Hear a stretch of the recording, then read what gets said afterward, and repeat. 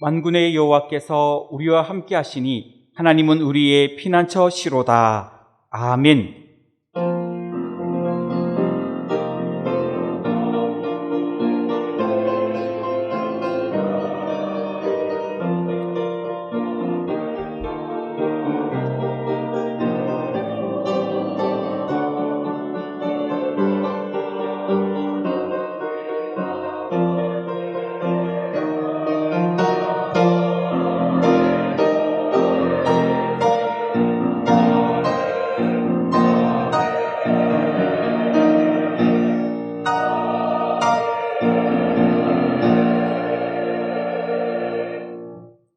다 같이 찬송가 9장 1절을 부르시겠습니다.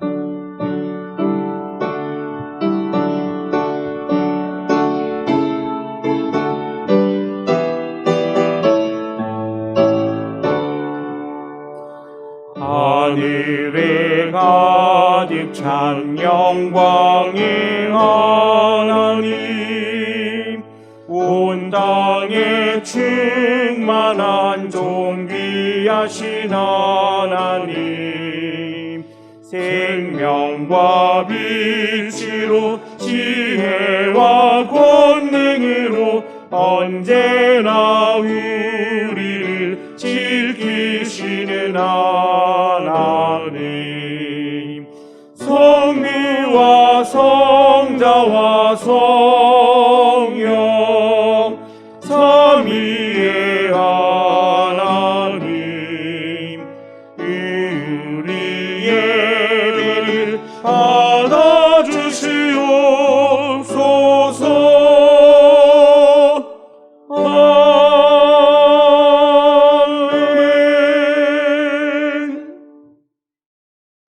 지난 한 주간을 돌이켜보며 간절한 마음으로 참회의 기도를 다 함께 드리겠습니다.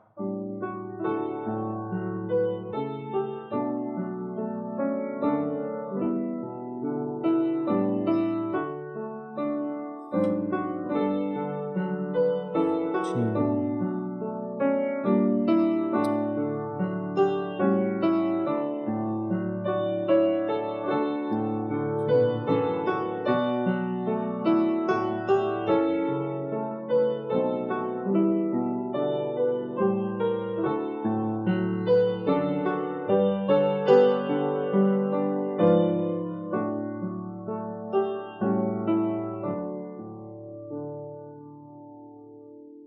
인자하심과 풍성한 속량이 있으신 여호와께서 그 모든 죄악에서 속량하시리로다. 아멘. 성시교독은 교독문 39번, 시편 95편입니다. 성시교독은 교독문 39번, 시편 95편입니다. 오라 우리가 여호와께 노래하며 우리가 감사함으로 그 앞에 나아가며 여호와는 크신 하나님이시요 땅의 깊은 곳이 그의 손 안에 있으며 바다도 그의 것이라 그가 만드셨고 오라 우리가 굽혀 경배하며 그는 우리의 하나님이시요 우리는 그가 기르시는 백성이며 그의 손이 돌보시는 양이기 때문이라. 아멘. 다 같이 찬송가 503장을 부르시겠습니다.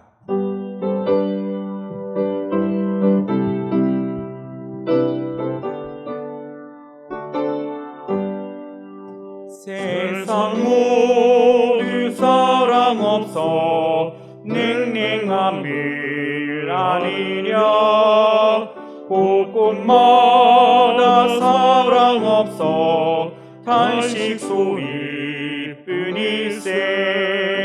악을 성케 만들고 모든 소망 이루는 사랑 얻기 위하여 저들 오래 참았네. 사랑 없는 까닭에 사랑 없는 까닭에 사랑 얻기 위하여 저릴 오래 참았네. 곳곳마다 번민함임 사랑 없는 영고요.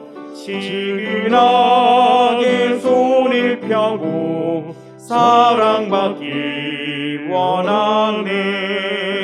어떤 일인 고통과 근심 걱정 많으니 사랑 없는 까닭에 저들 실망하도다.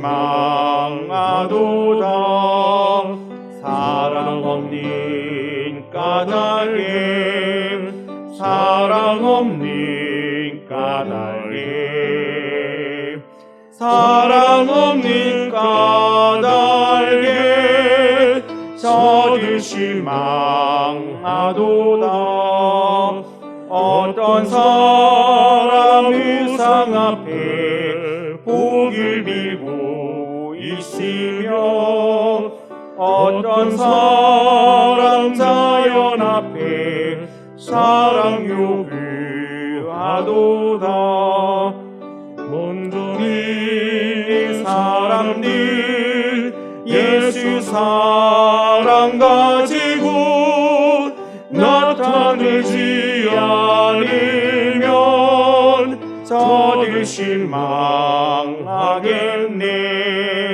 예수 사랑 가지고 예수 사랑 가지고 나타내지 않으면 저들 실망하겠네.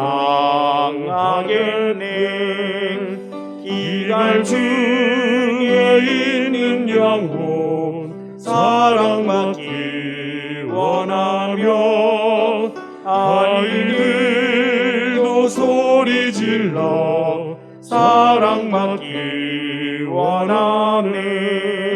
저들 소리 지를 때 가서 도와줍시다. 만민 중에 나가서 예수 사랑 전하세. 예수 사랑 전하세. 예수 사랑 전하세. 만민 중에 나가서 예수 사랑 전하세. 김준우 집사님께서 기도하시겠습니다.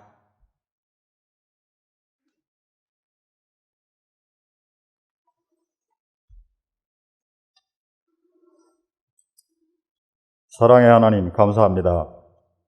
어렵고 힘든 이때에 지난 한 주간도 눈을 들어 사방을 보게 하셔서 삶의 자리에서 이웃을 사랑하며 하나님의 은혜로 승리케 하심을 감사합니다. 세상이 혼란스러울 때 우리 믿는 자들은 이럴 때 더욱 행동을 조심하고 세상의 본이 되어 하나님이 주신 사명을 잘 감당하는 진정성 있는 그리스도인이 되어야 할 줄로 믿습니다. 우리 은혜 강성교회를 여기까지 걸음걸음 인도하심을 진심으로 감사드립니다. 긴 시간 저희들 연단하시고 회복의 은혜와 기쁨으로 오늘 이렇게 이 자리에서 새롭게 꽃피우게 하신 줄 믿습니다. 이 성전을 은혜롭게 이어갈 수 있도록 새 성전을 허락하신 하나님, 저희들은 온갖 설레이는 마음으로 다시 한번 꿈꿉니다. 새 성전이 화려한 조명과 화려한 건축물에 저희들의 마음이 유혹되지 않게 하시며 거룩한 새 성전을 통하여 길고 긴 고난 속에서 상처받고 흩어진 잃어버린 영혼들이 다시 돌아와 기쁨으로 함께 예배하는 역사가 있게 하옵소서. 새 성전은 하나님의 거룩한 이름을 자랑하며 한국교회의 본이 되는 은혜광성교회가 되기를 소원합니다.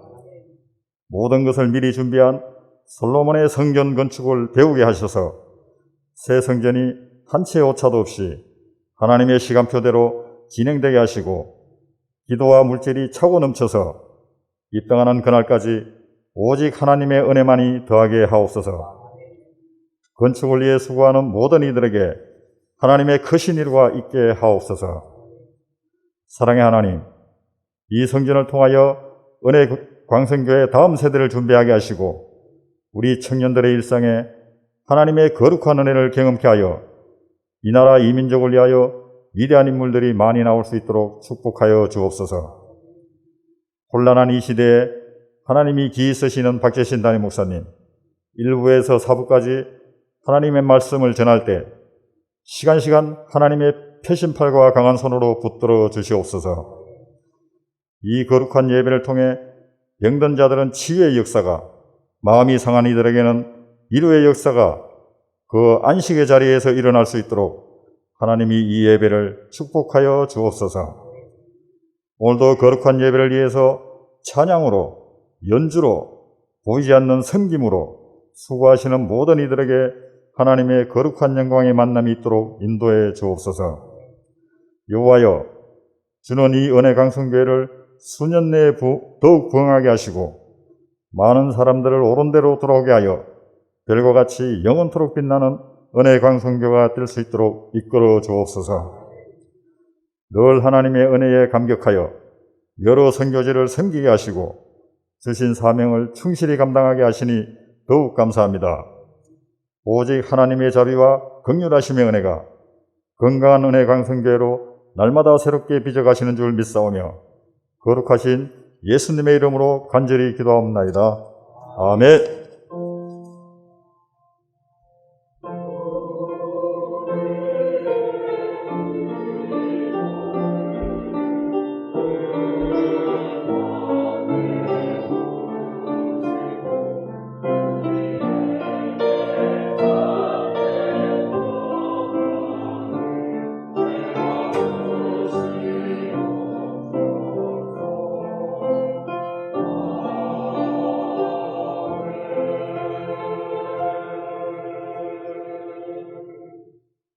하나님의 말씀은 디모데후서 4장 9절로부터 18절까지의 말씀입니다. 하나님의 말씀은 디모데후서 4장 9절로부터 18절까지의 말씀입니다. 신약성경 346쪽입니다. 너는 어서 속히 내게로 오라. 데마는 이 세상을 사랑하여 나를 버리고 데살로니가로 갔고, 그레스게는 갈라디아로, 디도는 달마디아로 갔고, 누가만 나와 함께 있느니라. 내가 올 때에 마가를 데리고 오라. 그가 나의 일에 유익하니라. 두기고는 에베소로 보내었노라. 내가 올 때에 내가 들어와 가보의 집에 둔 겉옷을 가지고 오고, 또 책은 특별히 가죽 종이에 쓴 것을 가져오라. 구리 세공업자 알렉산더가 내게 해를 많이 입혔음에 주께서 그 행한 대로 그에게 갚으시리니 너도 그를 주의하라. 그가 우리 말을 심히 대적하였느니라. 내가 처음 변명할 때에 나와 함께한 자가 하나도 없고 다 나를 버렸으나 그들에게 허물을 돌리지 않기를 원하노라. 주께서 내 곁에 서서 나에게 힘을 주심은 나로 말미암아 선포된 말씀이 온전히 전파되어 모든 이방인이 듣게 하려 하심이니 내가 사자의 입에서 건짐을 받았느니라. 주께서 나를 모든 악한 일에서 건져내시고 또 그의 천국에 들어가도록 구원하시리니 그에게 영광이 세세 무궁토록 있을지어다. 아멘.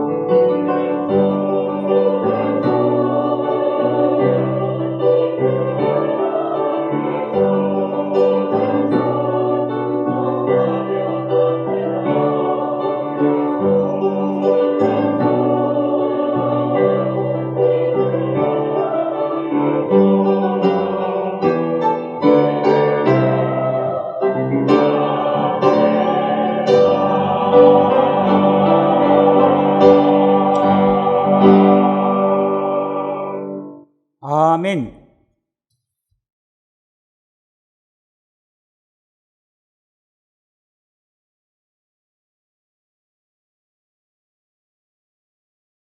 코로나19 때문에 저희들 사회적 거리두기를 하고 있다가 이제 1단계로 저희들이 변경이 돼서 한 자리씩만 거리두기를 할 수가 있습니다.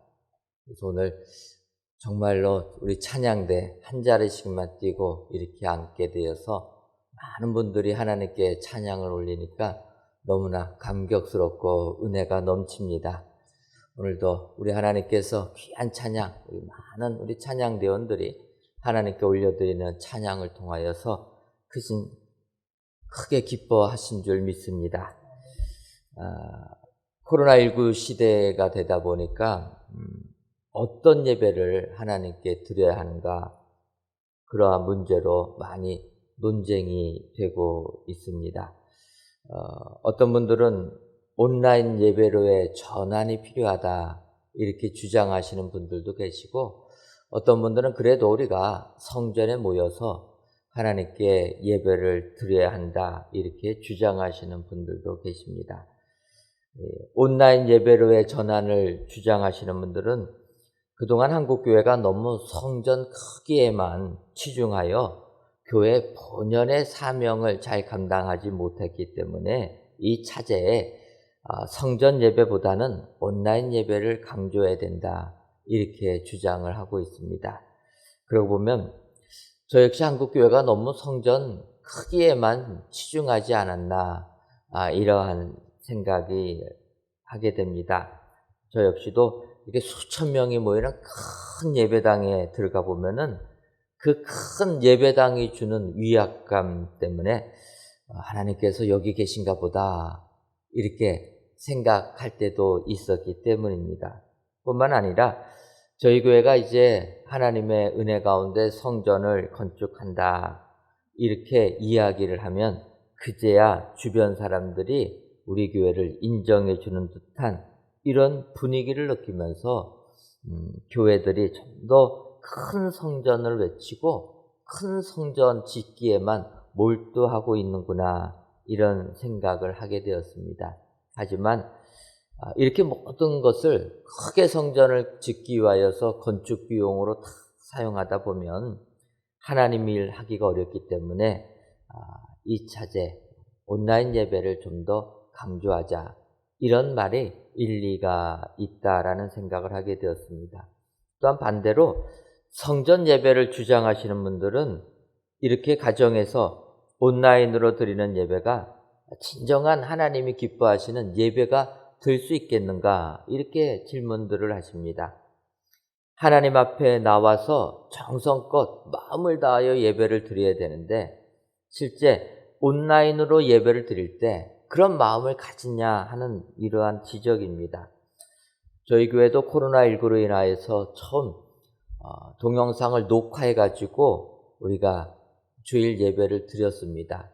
그런데 그렇게 드리다 보니까 너무나 우리의 마음 자세가 흐트러져서 그래서 한 달 정도 진행하다가 그건 아니다 해서 사람은 없지만 실시간으로 중계하면서 예배를 드렸습니다.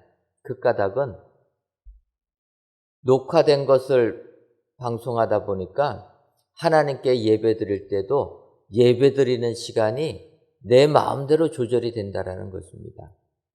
하나님께 우리의 마음을 맞추고 하나님께 우리의 시간을 맞춰야 되는데 녹화해서 방송을 하니까 우리의 시간이 오히려 하나님께 예배드리는 시간이 우리의 시간에 맞춰지는 것을 느끼면서 그건 아니다 해서 저희 교회는 실시간으로 예배를 드리면서 그 시간을 놓치면은 볼 수가 없게 만들어 버렸습니다. 굉장한 부담감도 됩니다. 그 시간 놓치신 분들이 채널 다른 데로 돌릴까 봐 염려는 되는데 그래도 하나님께 예배 드릴 때는 우리가 하나님이 정하신 시간에 나를 맞춰서 예배를 드려야 되겠다. 그런 신앙이 우리가 제대로 된 신앙이라 이렇게 생각이 들어서 저희 교회는 주일날 실시간 예배 시간을 놓치면 동영상은 주일날 안 뜹니다. 그 시간 지키라라는 거예요. 대신에 저희 교회는 시간이 오후까지 있지 않습니까? 하루에서 그 시간 못 맞춘다라는 것은 이거는 말이 안 되는 겁니다. 그래서 저희 교회가 온라인으로 예배를 드리면서도 정말 하나님께 바로 예배 드리기 위하여서 이런 부분, 우리의 믿음의 신앙의 자세가 흐트러지는 부분들은 우리가 조심해야 되겠다. 이런 생각을 하다 보니까 성전에서 예배 드리는 것이 필요하다. 이렇게 생각도 됩니다. 이렇게 장단점이 다 있을 때 우리들은 그러면 어떻게 예배를 드려야겠습니까? 먼저 우리가 알아야 될 것은 하나님께 예배 드리는 예배는 장소의 문제가 아니다라는 것입니다. 수단의 문제도 아니다라는 것입니다. 바꿔 말하면 우리가 예배를 이 성전에서 예배를 드리던, 가정에서 예배를 드리던, 직장에서 예배를 드리던, 휴양지 가서 예배를 드리던 우리가 영과 진리로 하나님께 예배 드리는 그 예배는 하나님께서 다 기뻐 받아 주신다라는 것입니다. 그런데 문제는 이제 현실적으로 이러한 영과 진리로 어느 곳에서든지 하나님께 예배 드리는 그 마음 자세를 항상 유지할 수 있는가라는 질문인 것입니다. 항상 성령 충만하면 좋겠지만 우리가 세상 살다 보면 어떨 때는 은혜가 뜨겁게 다가올 때도 있지만 어떨 때는 우리의 마음이 시험을 받아서 흔들릴 때도 있다라는 것입니다. 성령 충만할 때는 어디서든지 예배 드리는 게 은혜 충만한데 우리가 시험을 받게 되면 참 예배 드리기가 어렵습니다. 이럴 때는 사실은 성전 예배를 드리다 보면 힘들어도 그렇게 은혜가 넘치지 않아도 우리가 의무적으로 성전을 오게 되는 것입니다. 여러분, 의무적으로 성전을 오면은 어떡합니까? 성전에 와서 예배 드리지 않습니까? 기도하지 않습니까? 억지로라도 마음에 기쁨은 없지만 억지로라도 성전에 나와서 말씀 듣다 보면 여기에서 은혜가 임하게 되는 것입니다. 하나님께 기도하다 보면 하나님이 그 기도 들어주시고 우리에게 은혜를 주신다라는 것입니다. 그런 의미에서 성전은 필요한 것입니다. 그렇다면 이제 우리가 한 가지 더 고민해야 될 것은 그렇다면 성전이 필요한데 꼭 땅을 사서 건축을 해야 되는가? 저도 사실은 이 부분을 별로 그렇게 좋아하지 않았습니다. 굳이 교회가 내 땅을 사서 거기다가 성전을 건축해야 되는가? 그런데 저희가 이제 풍납동에서 이곳 임시 예배 초소로 이전하면서 제가 그 마음을 바꿔버렸습니다. 그것이 남의 건물 임대해서 사용하다 보니까 임대 비용이 너무 들어가는 겁니다. 성전은 필요한데 우리가 최소한의 공간이 필요한데 그 공간을 임대를 하려니까 엄청난 비용이 들어가는 겁니다.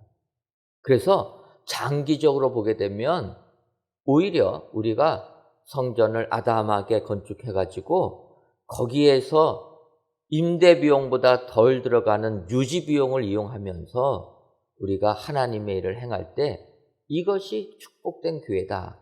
이러한 생각을 하게 되었습니다. 그런 의미에서 하나님께서 저희 교회에게 허락해 주신 새 성전은 여기에 맞는 것입니다. 하나님께서 우리의 미래를 다 하시기 때문에 예정하셔서 아담한 사이즈로 저희 교회 성전을 건축시켜 주신 줄 믿습니다. 새 성전 들어가면은 공간이 굉장히 넓을 것이라는 생각들은 내려놓으셔야 됩니다. 어찌 보면 이 임시 예배 초소에서 이렇게 공간 나눠가지고 사용하는 것이 새 성전도 똑같습니다. 어떻게 신묘막측하신지 저희가 여기 2층, 3층 대예배실로 예배드리지 않습니까? 새 성전도 2층, 3층이 대예배실입니다. 그리고 4층의 소예배실, 5층의 식당, 6층 이 사무실, 지금도 이 임시예배초소 7층 맨 위층이 사무실 아닙니까? 하나님께서 이렇게 비슷하게 만들어 주시고 또 예배도 그래서 저희가 똑같이 드려야 됩니다. 공간이 부족해서. 그런데 이렇게 최소한의 공간을 가지고 우리가 100% 활용하면서 하나님의 일을 행할 때 우리는 넉넉히 주님이 주신 사명을 감당하게 될 줄 믿습니다.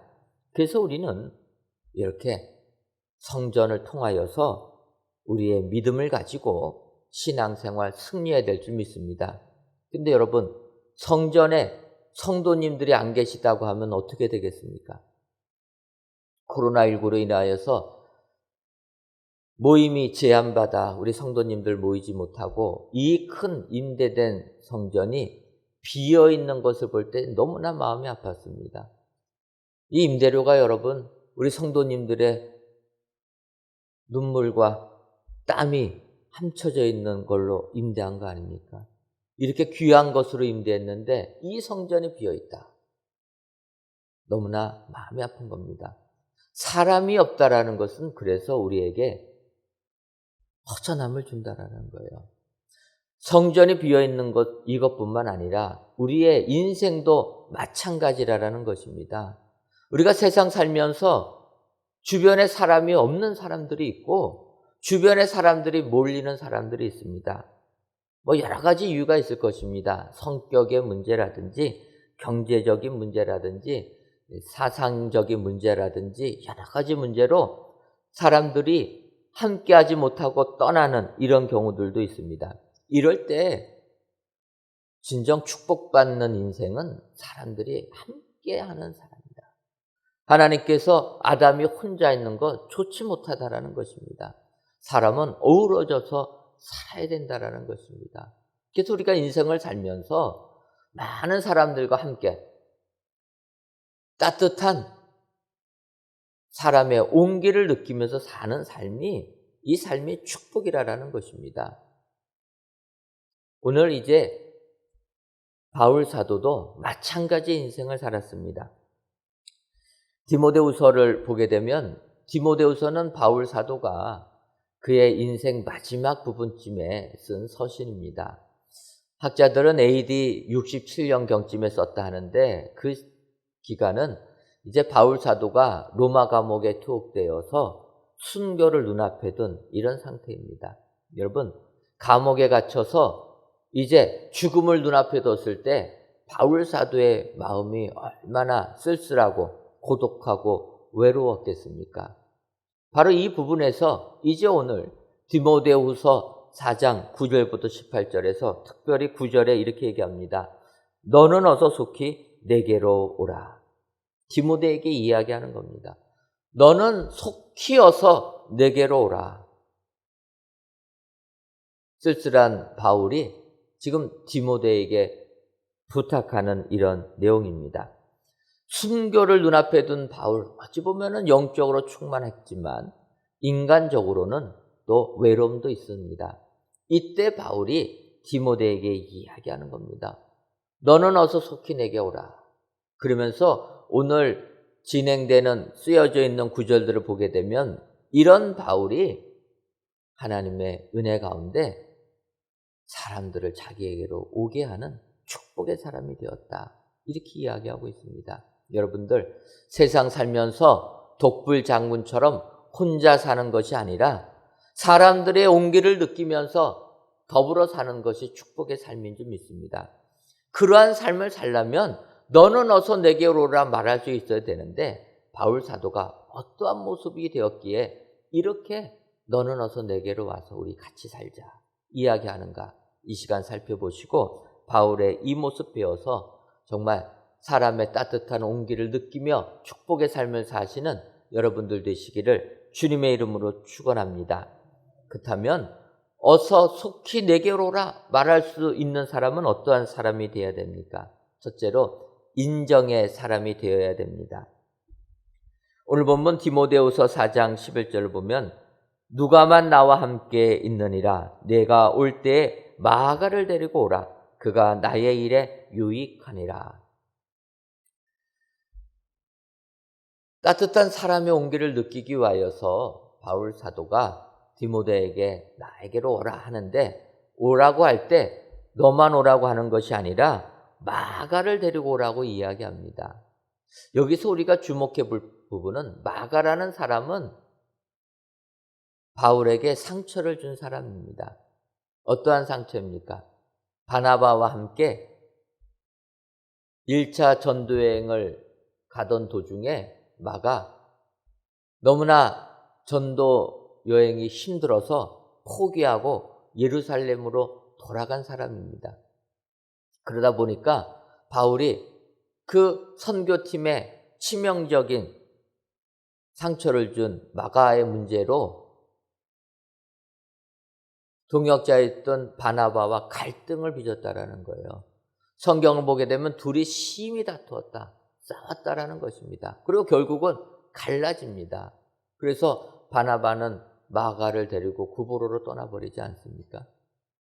어찌 보면은 바울에게 있어서 상처를 준 사람입니다. 그런데 이 바울이라는 사람이 성격 자체가 이렇게 칼 같은 냉정하고 철저한 성격이었다라는 것입니다. 우리가 아는 대로 열심은 누가 뭐래도 서러울 정도로 열심하던, 그래서 예수 믿는 사람을 잡아 죽이려고 다메섹까지 갔던 사람이 바울입니다. 그렇게 활동적이고 뜨겁고 철저한 사람이다 보니까 갈라디아서를 보게 되면 베드로와 바나바가 할례받지 아니한 무할례자인 헬라인과 식사를 하다가 할례파 유대인 그리스도인들을 만나게 되니까 비난을 받을까 봐 식사 자리를 피하게 됩니다. 그것을 바울은 신란합니다. 왜 외식적으로 사냐. 이처럼 바울은 철저한 사람입니다. 근데 여러분, 사람이 너무 철저하고 확실하고 냉정하고 냉철하면 사람들이 가까이 하겠습니까? 그러다 보니까 바울은 주변 사람들이 떠나갔다라는 거예요. 잘못을 지적하니까 떠나가게 됩니다. 여러분, 그래서 너무 많이 이렇게 사람들 잘못 지적하면 안 됩니다. 사람들이 다 떠나요. 예를 들어서 아내 되시는 분들이 남편에게 이야기하지 않습니까? 여러분들은 이야기 안 하십니까? 잔소리를 해요. 아내들이 남편한테 막 하는데 맞는 이야기 아닙니까? 아내들이 뭐 틀린 말 합니까? 맞는 이야기를 하니까 남편들이 어떡합니까? 아내의 이야기에 따라줘요. 그런데 처음에는 아내가 이렇게 잘 이야기해 주니까 기쁘게 존경하면서 받아들이는데, 너무 아내가 존경스러우면 어떻게 됩니까? 무서워지는 거예요. 아내가 너무 존경스러우면 남편들이 무섭습니다. 무서우면 어떻게 됩니까? 피하게 되는 거예요. 그래서 사람이 너무 철저하면 아니라는 거예요. 너무 냉정하면 아니라는 겁니다. 근데 바울이 그랬다라는 거예요. 그런데 이제 시간이 흘러서 바울이 이제 로마 감옥에 있었고 순교를 눈앞에 두었습니다. 겨울이 오고 있어서 날씨도 춥습니다. 사람의 따뜻한 온기를 필요로 할 때 그가 바뀌었다라는 겁니다. 그래서 오늘 디모데에게 이야기합니다. 내가 올 때 마가를 데리고 오라. 그러면서 뭐라고 하냐면 그가 나의 일에 유익하니라. 처음에 마가는 바울의 사역에 무익한 사람이었습니다. 그런데 마가가 나의 일에 유익한 사람이라. 여러분, 이렇게 인정해 주는 사람, 그 사람이 따뜻한 사람의 온기를 느낄 수 있는 사람이 된다라는 것입니다. 자녀들이 아무리 능력이 없어도 인정해 줘야 된다라는 거예요. 더 나아가서 부모님이 잘 나가는 이런 부모님 밑에 있는 자녀들은 위축되어 있습니다. 그런 훌륭한 부모님이 자녀들을 볼 때 눈에 안 차지 않겠습니까? 그럼에도 불구하고 그 자녀들 작은 것이라도 인정해 주게 될 때 그의 가정은 축복의 가정이 되는 줄 믿습니다. 바울은 바로 이렇게 인정해 주는 사람이 되었다. 여러분, 이 세상 사시면서 정말 사람의 따뜻한 온기를 느끼고 싶으실 때는 인정해 주시는 여러분 되시기를 바랍니다. 인정해 주는 사람, 그 사람에게 하나님께서 많은 축복 내려주실 줄 믿습니다. 두 번째로 어서 속히 내게로 오라, 이렇게 말할 수 있는 사람은 희망의 사람이 되어야 됩니다. 오늘 보면 디모데후서 4장 13절을 보면 내가 올 때에 내가 들어와 가버의 집에 둔 겉옷을 가지고 오고 또 책은 특별히 가죽 종이에 쓴 것을 가져오라, 이렇게 이야기합니다. 바울은 디모데에게 나에게 속히 오라 이렇게 부탁하면서 올 때는 겉옷을 가지고 오고 또한 책은 특별히 가죽 종이에 쓴 것을 가져오라, 이렇게 부탁을 합니다. 여기서 이 책이 무엇인가에 대하여 학자들이 이야기들을 많이 하지만 성경에는 무슨 책이라 나와 있지 않기 때문에 해석은 다양하게 할 수가 있습니다. 이 책을 바울 사도의 그 신분을 증명해 주는 그런 서류일 것이다. 왜냐하면 가죽 종이에 쓴 것, 파피루스에 쓴, 풀에다가 쓴 것은 금방 없어지는데 가죽에다 쓴, 양피지로 쓴 거는 오래 보존되니까 그만큼 중요한 것이라서 로마 시민권을 인정해 주는 서류가 아니겠는가. 왜냐하면 로마 감옥에서 재판을 받아야 되니까, 이렇게 추측하는 학자도 있고, 어떤 분들은 바울이 그런 것 때문에 하겠는가, 바울 같으면 성경 보지 않겠느냐, 특별히 성경 가죽 종이에 써서 금방 헤어지지 아니할 이런 성경, 그것을 권했을 것이다. 저는 이 후자 쪽에 동의를 합니다. 바울 사도 정도라면 감옥에 갇혔어도 성경을 보는 사람일 것이다. 빌립보 감옥에 갇혔을 때 찬송하던 사람 아닙니까? 그렇다면 바울은 성경을 볼 것인데, 이 감옥이라는 것이 너무나 열악하니까 쉽게 변질되지 아니한, 없어지지 아니한, 썩지 아니할 가죽 종이로 쓴 성경 가지고 와서 그것을 가지고 연구했을 것이다, 이렇게 생각을 하게 됩니다. 여러분, 바울은 감옥에 갇혔고 언제 죽을지 모르는 이런 절망의 구렁텅이에 빠져 있었지만 그는 그 절망 속에서도 희망을 바라봤다라는 것입니다. 그 희망이 무엇입니까? 내일 죽을 수도 있지만 썩지 아니할 가죽 종이로 쓴 성경 가지고 연구를 했다라는 거예요. 내일 죽는다고 하면은 오늘 썩지 아니할 가죽 종이 필요하겠습니까? 근데 바울은 그렇지 않았다라는 것입니다.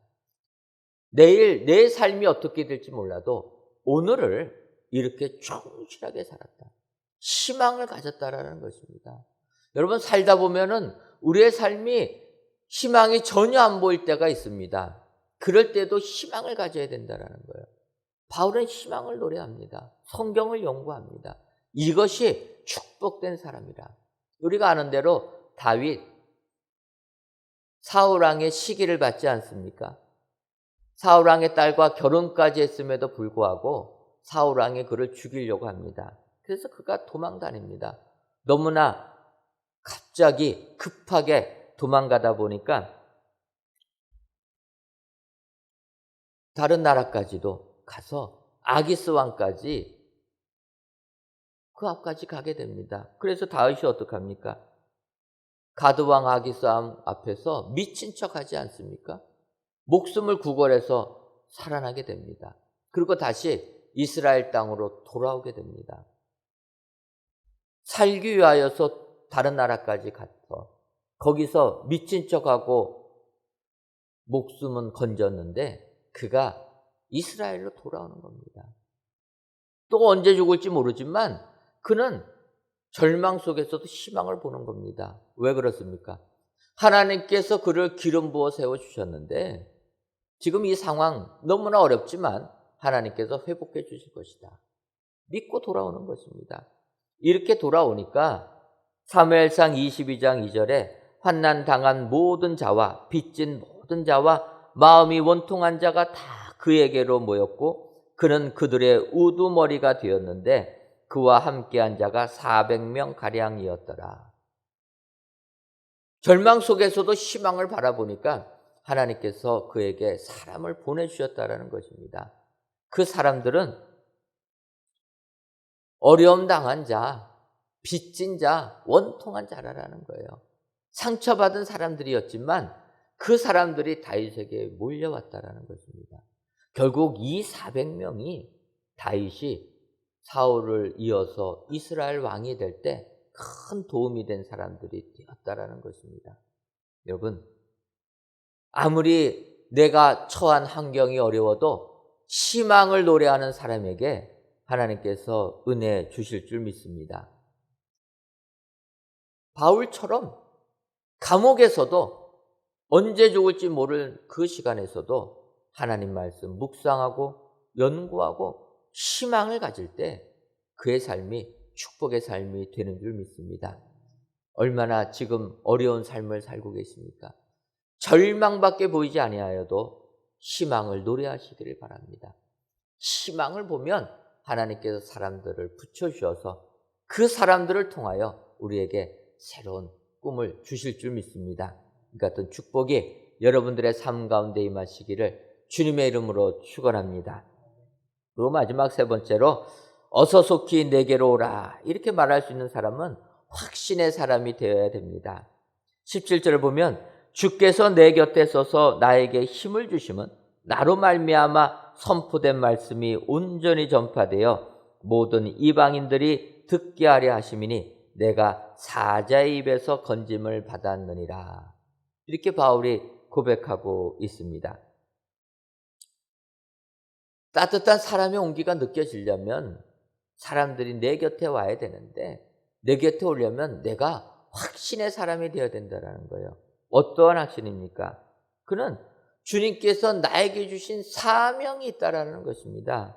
주께서 내 곁에 서서 나에게 힘을 주심은 나로 말미암아 선포된 말씀이 온전히 전파되어 모든 이방인들이 듣게 하려 하심이니 내가 비록 어려움에 처해 있지만 사명이 있기 때문에 사명받은 자는 죽으려고 해도 죽지 못한다라는 것입니다. 이 확신이 있었다라는 것입니다. 여러분, 하나님께서 사명 주신 사람들은 사명을 완수할 때까지는 본인이 죽고 싶어도 못 죽는 겁니다. 이 땅에 사명이 있는데 어떻게 죽겠습니까? 이 확신이 있어야 된다라는 거예요. 예수님께서 이 세상에 오실 때 시므온이라는 사람이 있었습니다. 그가 경건하고 그런 사람이라 이스라엘의 위로를 기다리는 사람이라 이렇게 평하는 사람인데 성령님이 그와 함께 계셨다 하는 사람입니다. 근데 성령님께서 그에게 명령하셨다라는 것, 지시하셨다라는 것입니다. 그것은 그리스도를 보기 전에는 죽지 아니하리라. 여러분, 사명을 이런 사명 받으면 안 됩니다. 죽고 싶어도 못 죽는 거예요. 오래 사시고 싶으시죠? 다 오래 사는 게 좋습니다. 요즘은 한 100세까지는 뭐 기본으로 살으니까 오래 사는 게 축복인데 더 오래 살면 어떻게 되겠습니까? 한 100세 정도 살다가 천국 가셔야지 200살까지 사시면 어떻게 되겠습니까? 그건 축복이 되지 않는 겁니다. 근데 시므온은 이런 사명을 받은 거예요. 예수님 보기 전까지는 너는 죽지 못할 것이다. 그래서 어떻게 됩니까? 예수님 태어나신 지 8일 만에 정결 예식 행하시러 예루살렘 왔을 때 시므온이 그 예수님 봅니다. 그러면서 하는 말이 바로 이거예요. 주제여, 이제는 말씀하신 대로 종을 평안히 놓아 주시는도다. 죽을 수 있게 됐다고 감사기도 드립니다. 여러분, 죽게 됐다고 감사기도 할 수 있겠습니까? 근데 시므온은 이런 사명이 있었다는 겁니다. 그 사명이 있는 사람은 죽고 싶어도 죽지 못한다. 여러분, 하나님께서는 우리에게 사명을 주신 줄 믿습니다. 그 사명을 마칠 때까지는 죽고 싶어도 죽지 못하는 게 우리 그리스도인이라는 거예요. 세상이 힘들다고 포기하면 안 된다는 것입니다.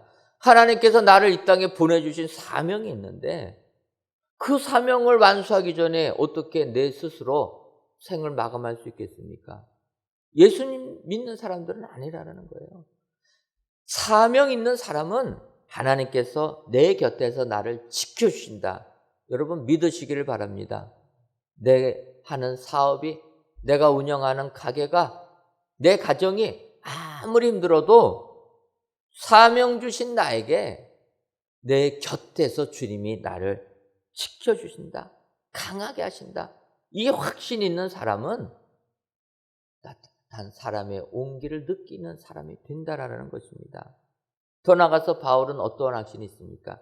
하나님께서 사자의 입에서 자기를 건져주셨다. 이 사자의 입에서 건져주셨다라는 것은 하나의 관용구 같이 사용됩니다. 꼭 사자의 입에서 건짐을 받았느냐 따지면은 뭐 할 말이 별로 없죠. 하지만 성경을 보게 되면 이런 경험들이 쌓이게 됩니다. 다윗 같은 경우도 목동이었지만 사자에서 자기가 돌보는 양들을 구출하지 않습니까? 결국은 그 위험한 사자의 입에서 건짐받은 것을 다윗은 고백합니다. 그래서 시편 22편 21절을 봐도 나를 사자의 입에서 구하소서. 이게 다윗이 경험하고 하나님께 기도하는 기도 제목이라는 것입니다. 이런 것들이 이제 점점 관용구가 돼서 어려움에 처해 있을 때 하나님께서 나를 사자의 입에서 건져주셨다. 여러분, 이런 확신 있는 사람이 하나님의 축복을 받는 사람이 되는 줄 믿습니다. 사자 입에 들어갔으면 죽을 수밖에 없지 않겠습니까? 그런데 하나님은 내가 비록 사자 입에 들어가는 위기 상황에 처해 있어도 나를 건져주시는 분이라. 이 확신을 가지고 있으면 이러한 확신 가진 사람에게 사람들이 몰려오게 될 줄 믿습니다. 오늘 귀한 예배를 드리시는 저와 여러분들이 정말 바울처럼 속히 내게 오라. 그렇게 말씀을 하셔서 따뜻한 사람의 온기들을 느끼는 여러분 되시기를 바랍니다. 이런 따뜻한 사람의 온기를 느끼는 사람이 되려면 오늘 성경은 이야기합니다. 확신의 사람이 되어야 됩니다. 희망의 사람이 되어야 됩니다. 여러분 기억하셔서 이런 축복의 성도님들이 다 되시기를 주님의 이름으로 축원합니다. 기도하겠습니다. 하나님, 오늘도 소리 없이 우리들의 곁에 다가오는 주의를 느끼며 귀한 예배를 드리게 하시니 감사합니다. 이 예배를 기뻐 받아 주옵시고 예배를 드리시는 모든 성도님들 위해 따스한 하나님의 손길이 임하게 하여 주옵소서. 오늘은 어서 속히 내게로 오라는 바울 사도의 부탁을 보며 따뜻한 사람의 온기가 필요함을 깨달았습니다. 바라기는 어서 속히 내게로 오라 말을 할 수 있는 사람은 인정의 사람, 희망의 사람, 확신의 사람이 되어야 한다는 말씀을 기억하여 이러한 사람들이 다 되어서 세상 살면서 따뜻한 사람의 온기를 느끼며 축복받는 삶 살게 하여 주옵소서. 예수님의 이름으로 기도하옵나이다. 아멘.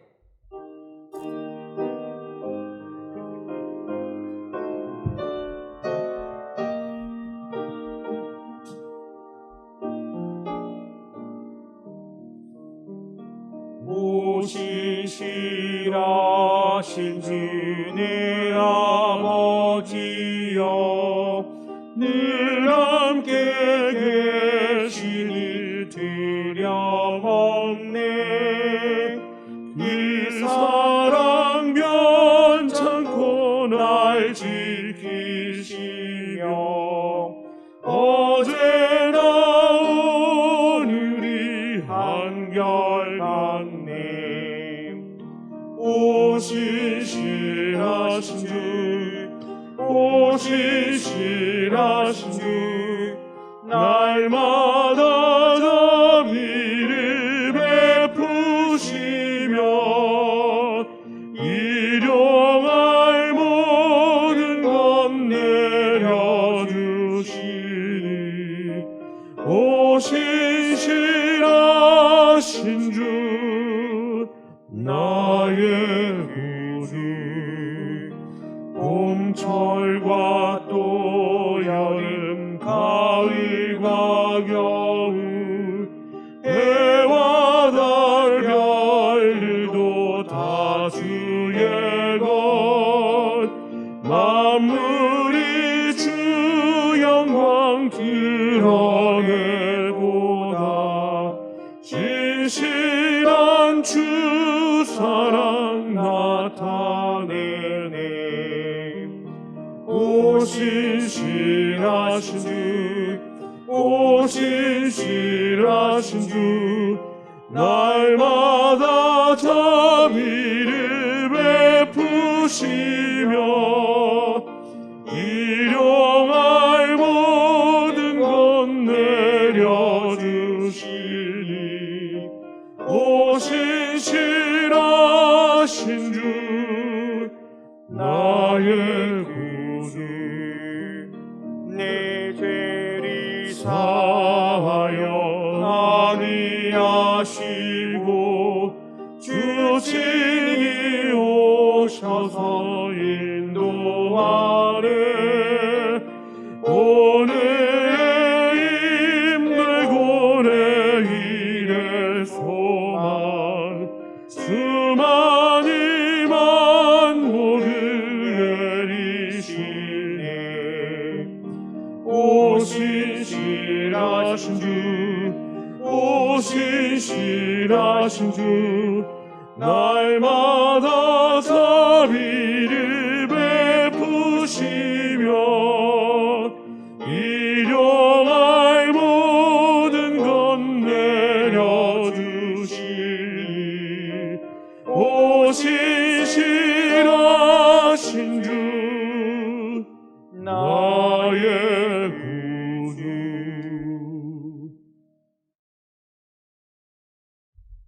하나님, 이 시간 마음을 높이지 말고 정함이 없는 재물에 소망을 두지 말고 오직 우리에게 모든 것을 후히 주사 누리게 하시는 하나님께 두며라는 바울 사도의 권면을 의지하며 귀한 예물을 드립니다. 정성을 다하여 드리는 11조 예물과 감사 예물, 일천번제 예물과 전도의 예물, 건축 헌금과 주정 헌금, 성미를 연락하여 주옵시고 드리는 손길 위에 재물의 소망을 두지 아니하는 저희들이 되게 하여 주옵소서.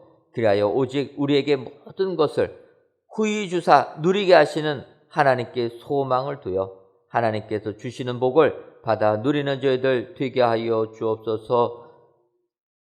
더 나아가서 받은 복은 누리는 축복까지 허락하여 주셔서 이 세상 살면서 승리하는 저희 모두가 되게 하여 주옵소서. 더 나아가 드릴 것이 없어서 드리지 못하는 손길도 기억하여 주셔서 후히 주사 누리는 축복 허락하여 주옵소서. 예수님의 이름으로 기도하옵나이다. 아멘. 옆에 분들 보시면서 인사하도록 하겠습니다.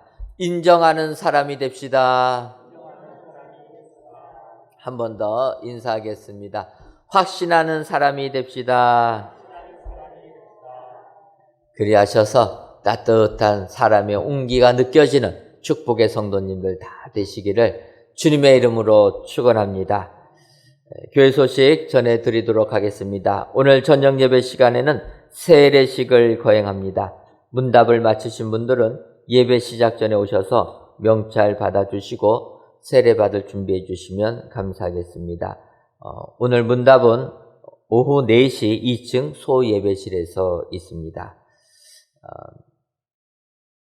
하나님의 은혜 가운데 성전 건축 잘 진행되고 있는데 원래는 지난주에 콘크리트 타설을 일부 하려고 했다가 저희가 그 벽체를 세우고 하는 부분이 3층 테라스 부분 그 본당 2층이 전체의 면적이 아니고 이렇게 기울어지면서 일부분이 되어 있습니다.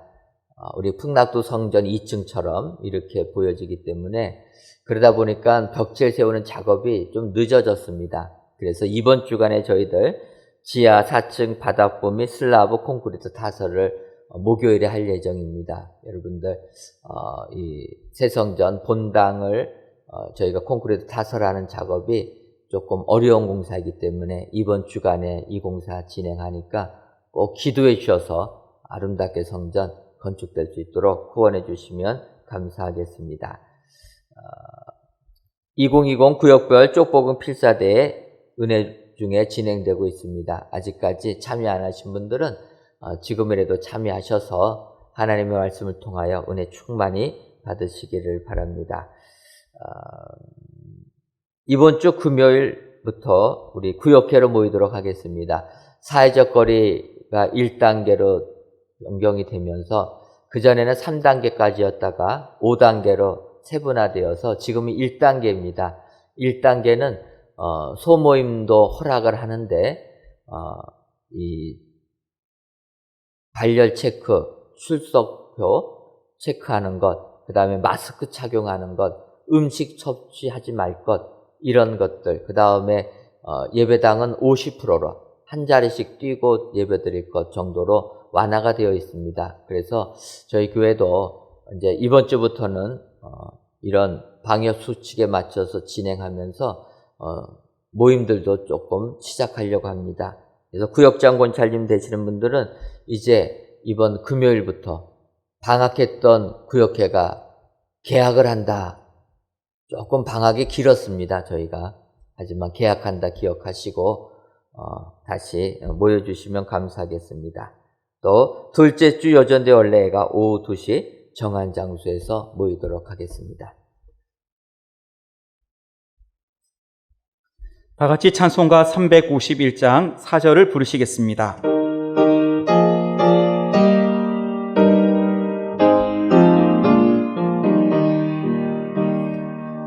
백성들아 와서 함께 모여서 우리 모두 함께 개가 부르세 영원토록 영광 권세 찬송을 우리 임금 주께 돌려보내세 믿는 사람들은 주의 군사를 앞서가신 주를 따라갑시다. 아멘.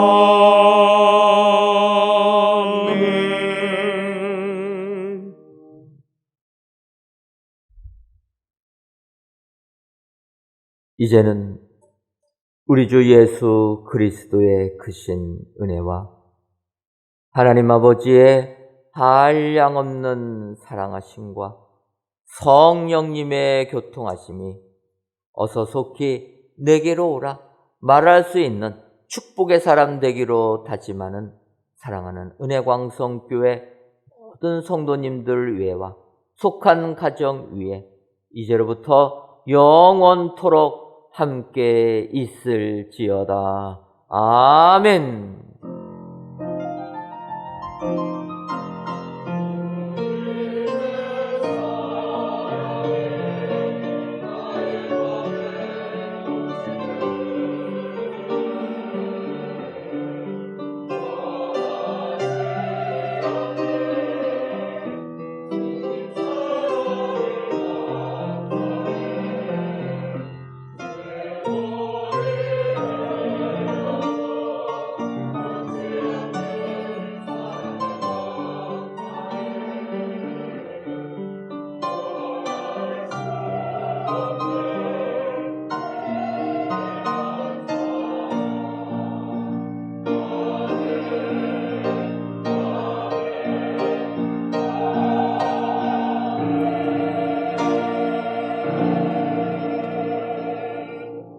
성전 건축을 위해 많은 기도 부탁드리겠습니다. 안녕히 들어가십시오.